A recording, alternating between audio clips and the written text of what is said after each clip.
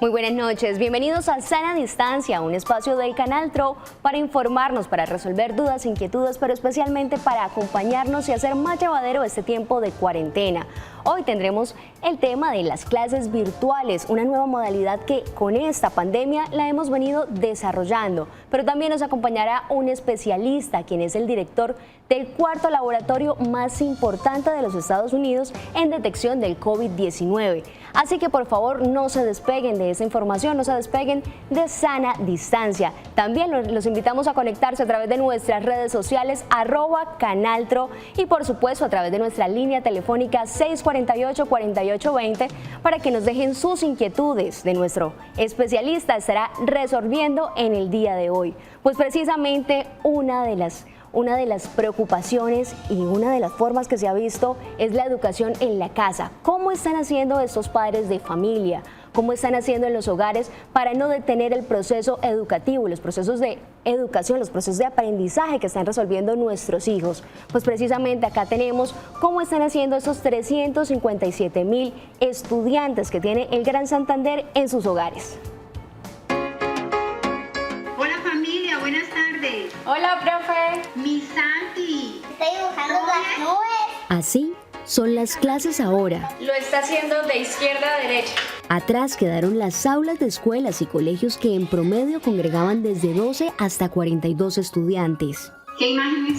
Imagen convocal. En esta cuarentena, los centros educativos y muchas instituciones de nuestro municipio hemos implementado el trabajo virtual desde casa. Vamos a formar un rectángulo. Aquí en mi casa oriento el trabajo pedagógico de los niños y de los padres. Son clases que nos van a ayudar para empezar la letra cursiva y empezar a trabajar las vocales. Hemos creado un grupo de WhatsApp, una herramienta muy útil, la cual nos ha favorecido en este proceso de enseñanza en los niños. Los cuadernos ahora son aplicaciones como WhatsApp, por donde se imparten los conocimientos del día por videollamada. Te veo muy bien, te felicito. Como madre, felicito y aplaudo a las docentes que en este momento nos ayudan desde casa digitalmente a continuar con el aprendizaje de nuestros niños. Chao, profe. Esta exitosa experiencia educativa en los patios también se replica en Piedecuesta, donde Nicolás David, de 4 años, continúa con sus clases de manera lúdica gracias a la creatividad de sus padres. ¿Y esta de qué? Fruta. De frutas. Pues en estas actividades en las cuales estuvimos a nuestros hijos interactuando en estos momentos de aislamiento social, debemos tratar en lo posible de sacar nuestro horario de trabajo en casa para compartir con ellos actividades en las que ellos se fortalezca el aprendizaje de ellos continuamente y hacer actividades variadas, divertidas para ellos. ¿Te gusta la lotería, Nicolás? Este es un gran desafío para docentes, padres de familia y colegios. También para el gobierno, con la entrada en vigencia de las clases virtuales para los 284,790 estudiantes de colegios públicos desde el 20 de abril. Pues esta pandemia generó cambios en los diversos sectores de la sociedad. La educación es uno de los más afectados. El cierre de los colegios, tanto públicos como privados, para prevenir esta letal enfermedad ha sido uno de los cuestionamientos y una de las complicaciones que ha traído en los hogares. Veíamos en nuestras anteriores historias cómo lo están sobrellevando los padres de familias en nuestra región. Pues precisamente vamos a conocer qué se ha hecho y cómo estamos en materia de calendarios escolares. Quedó el modelo educativo tradicional. Pasó anteriormente que nos ha traído hasta este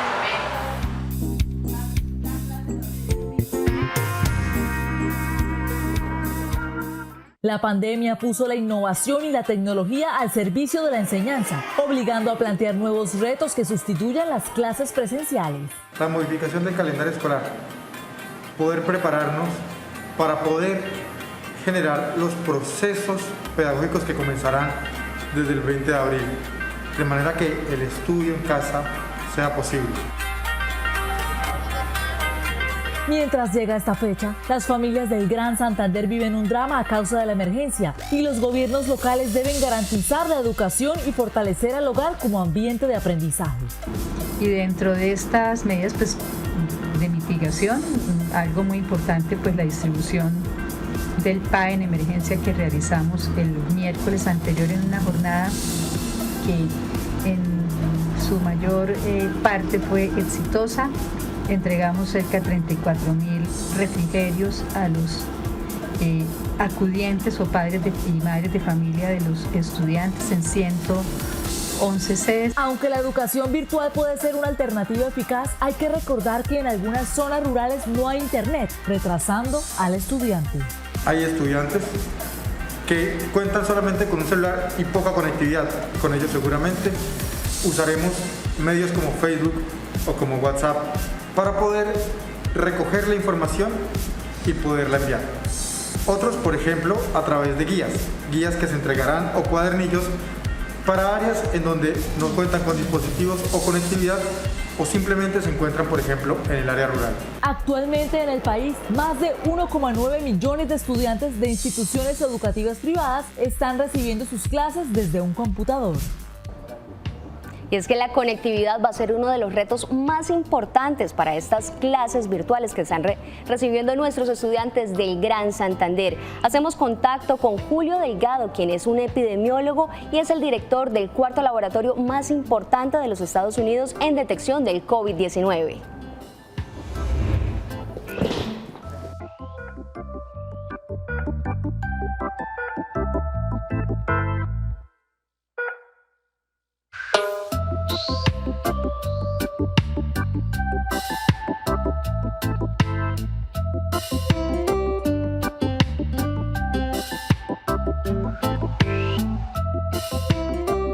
Doctor, buenas noches. Usted es el director de uno de los laboratorios más importantes de los Estados Unidos en detección de COVID-19.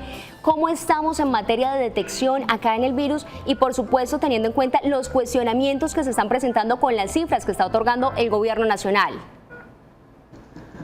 Buenas noches a todos los santanderianos. Sí, he estado siguiendo las noticias que han estado saliendo de Colombia. Me parece que hay bastantes casos. Yo creo que eso está proporcionalmente al número de muestras que se están haciendo al día en Colombia.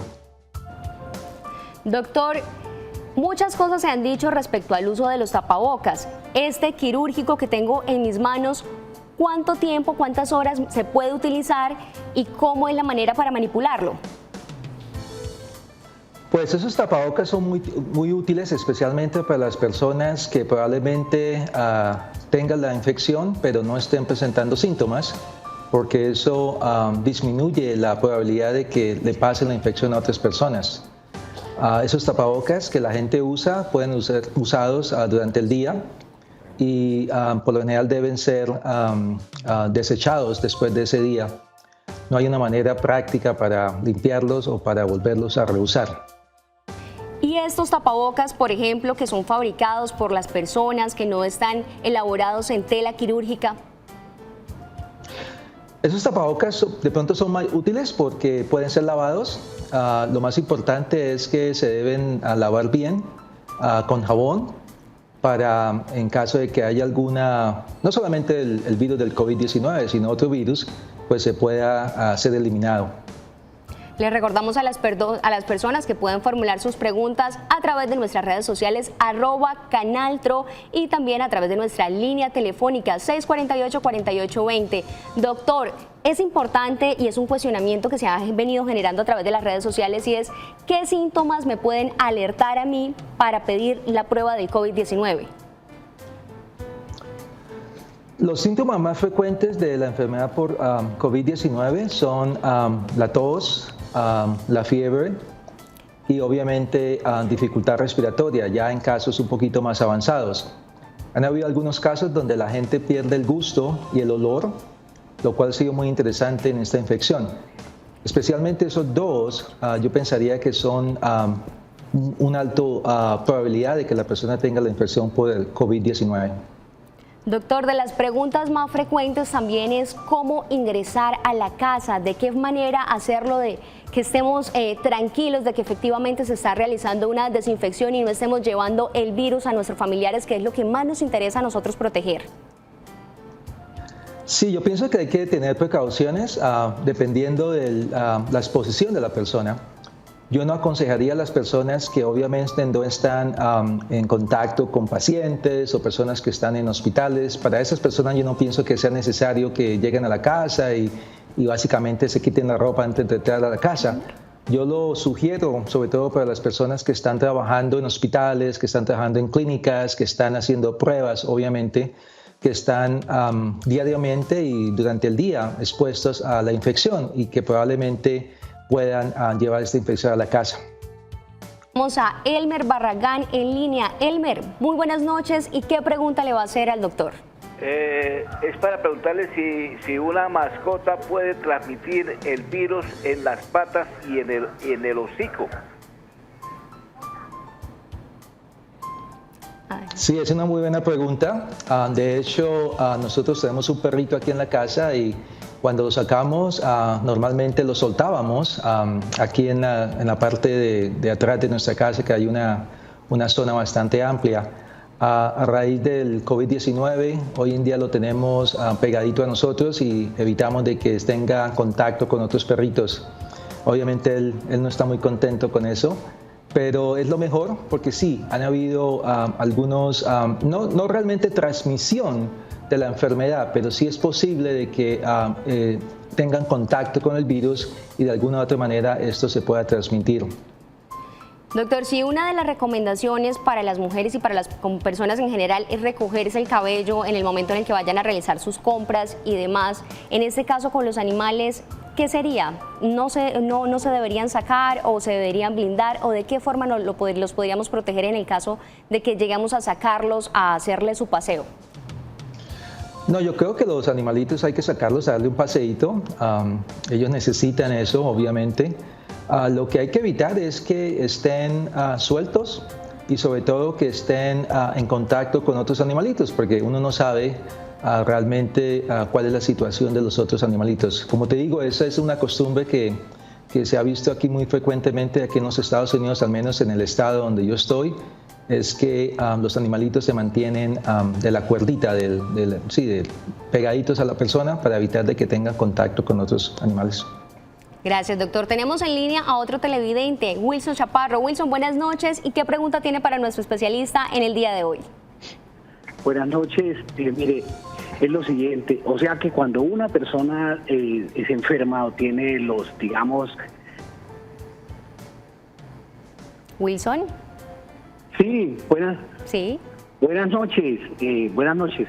Sí, lo estamos escuchando, que cuando una persona se enferma o tiene ¿qué síntomas? Sí, cuando una persona tiene los síntomas enfermas, dicen que digamos tomando limón caliente con agua puede mandar eso al estómago y matar la infección. ¿Eso es cierto o es mentira? Ese es uno de los grandes mitos, doctor. No, pues realmente yo pienso que es un mito y eso no tiene mucho que ver con el control de la infección. Yo pensaría que no existe ningún estudio que ha probado esto y pues desde ese punto de vista yo no lo aconsejaría. Doctor, hay cadenas de WhatsApp que indican que agua con sal, agua con bicarbonato, personas que dicen que el limón, la naranja o demás, ¿eso puede ayudar o puede empeorar este virus? Pues obviamente consumir frutas que tienen bastante contenido en vitamina C es algo que obviamente tiene puede ayudar mucho, no solamente en el control de las infecciones virales, pero en general para la salud de las personas. Pero vuelvo y te repito, no existen estudios que hayan comprobado que el uso o el aumento en el consumo de frutas tenga que ver mucho con el control de esta enfermedad. En la región aún no hemos llegado al pico más alto. ¿Qué podemos esperar o qué podríamos esperar los santandereanos y cómo podríamos mitigar este impacto? Yo creo que las medidas que Colombia y todos los departamentos de Colombia han tomado, lo que han hecho es disminuir aplanar la curva, como se dice. Y obviamente eso es muy importante porque lo que estamos es protegiendo los hospitales, los servicios de salud para que no haya muchos casos y se sature la atención, que ha sido uno de los problemas más grandes en los países como Italia, como España, inclusive aquí en algunos estados de Estados Unidos como Nueva York. Yo pienso que se están haciendo bien las cosas. Hay que tener paciencia, hay que escuchar a las autoridades sanitarias de cada país, porque cada país entiende cómo la curva de infección está ocurriendo. Es probablemente que sea muy diferente a la curva que está en otros países, así que hay que estar muy pendiente de las indicaciones, hay que creerles a los epidemiólogos locales, nacionales, a las autoridades, porque ellos más que nadie saben qué se debe hacer en este tipo de situación. Gracias, doctor. Por supuesto, recordemos a todas las personas que se pueden conectar a través de @canaltro y a través de nuestra línea telefónica 648-4820. Por ahora vamos a una pausa comercial y ya seguiremos resolviendo todas las inquietudes con nuestro especialista en el día de hoy.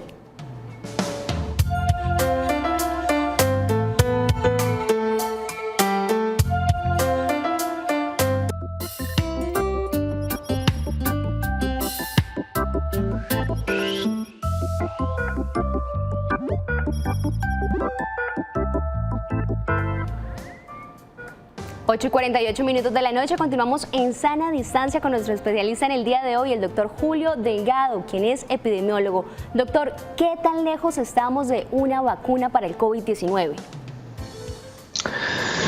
Bueno, yo pienso que estamos todavía por lo menos a aproximadamente un año, aunque muchos estudios se están haciendo, se están acelerando mucho los pasos que normalmente se tienen que hacer para tener una vacuna.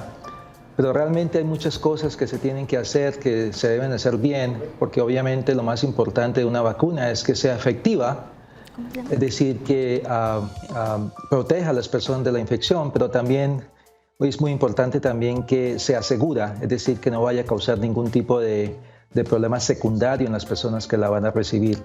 Así que todos esos pasos se tienen que hacer de una manera segura y cada paso requiere meses para que se pueda pasar al siguiente paso. Así que todavía nos falta, yo pensaría por ahí un año antes de que tengamos una vacuna. Doctor, ya tenemos una televidente en línea, se trata de Luzmari. Luzmari, buenas noches, ¿y cuál es su inquietud en el día de hoy para nuestro especialista? Gracias, buenas noches. La pregunta es, si una persona ya tuvo el virus, ¿es posible que se vuelva a contagiar? Es una muy buena pregunta.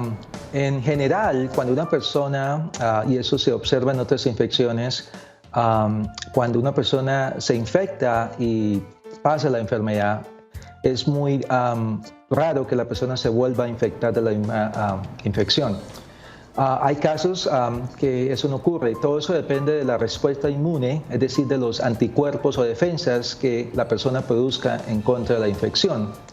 Casualmente esta semana comenzamos en mi laboratorio esa prueba de anticuerpos que determina si la persona ha desarrollado esos anticuerpos que por lo general producen una defensa contra una segunda infección. Pero hay casos muy conocidos, por ejemplo, como la enfermedad del SIDA, que a pesar de que se producen anticuerpos contra el virus no es controlado y una persona obviamente puede volver a infectarse, por lo general debido a que estos anticuerpos no son protectores. La mayoría de las enfermedades infecciosas respiratorias, afortunadamente, y eso es lo que esperamos con este coronavirus, desarrollan o producen anticuerpos en la persona, lo cual evita que la persona pueda ser reinfectada posteriormente. Pero todavía no sabemos por seguro si esto es lo que va a ocurrir, pero eso es lo que esperamos. Así es, doctor. También se siguen conectando a través de nuestras redes sociales. Acá Alexandra nos dice, ¿qué orientaciones nos puede ofrecer como profesional de la salud, además del distanciamiento social? Y con referencia a la población adulto mayor, ¿es conveniente en el momento la vacuna de influenza? Pues yo no estoy muy seguro acerca de cuál es la incidencia de la influenza en Colombia. Aquí en Estados Unidos ya estamos pasando la época, por lo general es entre noviembre y a finales de marzo. Yo pienso que en Colombia la asociación entre la influenza y el coronavirus no pienso que se haya estudiado muy detenidamente. En términos generales, una persona que se acerca a una cierta edad sí debe por lo general recibir esta vacuna, porque obviamente a través de que nos volvemos un poquito más viejitos, comenzamos a ser un poquito más susceptibles a esas enfermedades. Pero en este particular momento yo pienso que no se debería hacer un aumento más allá de lo que normalmente se hace, es decir, en términos de la vacuna contra la influenza. Tenemos a Luz Marina Hernández en línea. Luz Marina, buenas noches. ¿Y cuál es su inquietud para el doctor? Gracias, buenas noches. Mire, yo quiero hacer una pregunta que de pronto muchos nos los estamos haciendo, ¿no? Cuando una persona tiene coronavirus, lo mandan a la casa, ¿sí? En la casa, ¿cuáles son los cuidados que una persona que esté infectada debe tener? ¿Cuál es el tratamiento que se le hace a alguien en casa? Sí, una de las medidas más importantes que una persona debe hacer si está confirmado que tiene coronavirus y afortunadamente no necesita que sea hospitalizado, es que si vuelve a la casa y obviamente vive con otras personas, esta persona debería aislarse, obviamente lo más posible. Lo que se recomienda es que la persona esté en un cuarto separado para evitar un contacto continuo con las otras personas que están en la casa. Hay que vigilar mucho la fiebre y sobre todo hay que vigilar la función respiratoria para estar pendiente en el momento en que de pronto la persona esté desarrollando una severidad mucho mayor de la enfermedad. Más allá de eso, la enfermedad, si va a curarse, toma aproximadamente una semana para que los síntomas pasen y a través de ese tiempo la persona se convierte menos infecciosa porque obviamente la carga viral va a ser menor y va a haber una menor posibilidad de que se haga una transmisión a otras personas. Doctor, nos pregunta Néstor Pineda Ramírez a través de nuestras redes sociales y es ¿qué recomendaciones para subir nuestro sistema inmunológico? Bueno, hay muchas, obviamente una muy buena alimentación. El sistema inmunológico es compuesto de proteínas. Todo lo que las funciones del sistema inmunológico es a través de moléculas que son proteicas en general y obviamente una dieta balanceada en proteínas con muy buena cantidad de vegetales es una muy buena manera de mantener un sistema inmune en el sitio donde nos necesitamos tener. En general, los cuidados que hay que tener es obviamente evitar obviamente enfermedades que lo inmunosuprimen a uno, como obviamente personas con cáncer o algunas personas que están recibiendo algunos tratamientos inmunosupresores. Para esas personas hay que tener un poco más cuidado porque el sistema inmune obviamente está alterado en ellos y existen maneras obviamente de darles un golpecito mayor para que ese sistema inmune esté más al día, pero eso requiere obviamente ciertos tratamientos específicos con inmunoglobulinas que obviamente no se pueden hacer en la casa, sino que tienen que hacerse en un espacio hospitalario. Gracias, doctor. Tenemos nuestra última llamada. Antonio Arias. Antonio, buenas noches. ¿Y cuál es su pregunta para el doctor? Buenas noches, señorita. Buenas noches al doctor. Mire, doctor, yo quería saber cómo es la expresión que llaman aplanar la curva. Por lo menos Estados Unidos ya tiene 600.000 casos. En España hay 180.000 casos. ¿Y qué tal que esa curva nunca se aplane? Porque lo de 82.000 casos que tuvo China, muchas personas dicen que eso es mentira, que los chinos no han aplanado, que eso sigue la epidemia. Gracias, doctor. Muchas gracias por participar. Sí, es muy buena pregunta porque obviamente eso es algo muy complicado de saber dependiendo obviamente de cuánta información y qué tan válida y precisa la información que cada país reporta. Yo te puedo contar acerca de lo que está pasando en Estados Unidos. Habían modelos y obviamente todo modelo es susceptible a cambios dependiendo de la información que se obtiene cada día. Pero el modelo en Estados Unidos, si no se hubiera hecho ninguna intervención de distanciamiento y ningún tipo de esta cantidad de medidas que están haciendo para que la gente se permanezca en la casa, el modelo sugeriría que más o menos el tercio de la población en Estados Unidos, es decir, más de 100 millones de personas iban a ser contagiadas con el virus. Hoy en día llevamos 660,000, creo que fue la última vez que revisé. Así que hay una gran diferencia entre 660,000 y 100 millones. Yo pienso que van a haber más casos, obviamente, pero es obvio que las pruebas, las medidas de distanciamiento y de confinamiento han hecho ha sido una gran ayuda para hacer esto, para manejar la infección por el COVID-19. Sin eso, estaríamos en una situación muy diferente y muy probablemente estaríamos en situaciones muy complicadas, sobre todo desde el punto de vista de recursos de la salud para manejar todos los casos que se estarían presentando en los hospitales. Doctor Julio Delgado, gracias por acompañarnos en Sana Distancia. Y es que esta cuarentena nos ha ayudado para conocer, para compartir a nuestros familiares, para ver crecer a nuestros hijos y también para innovar en tips de belleza.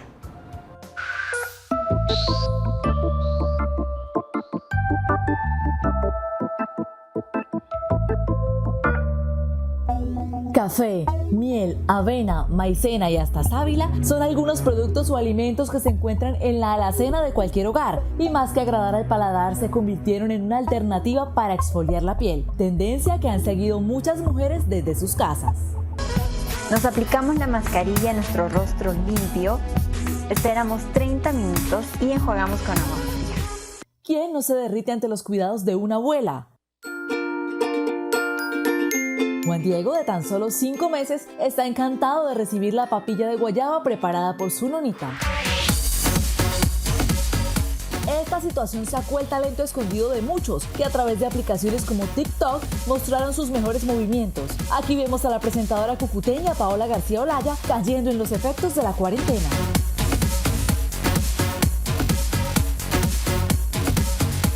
El ejercicio no puede faltar.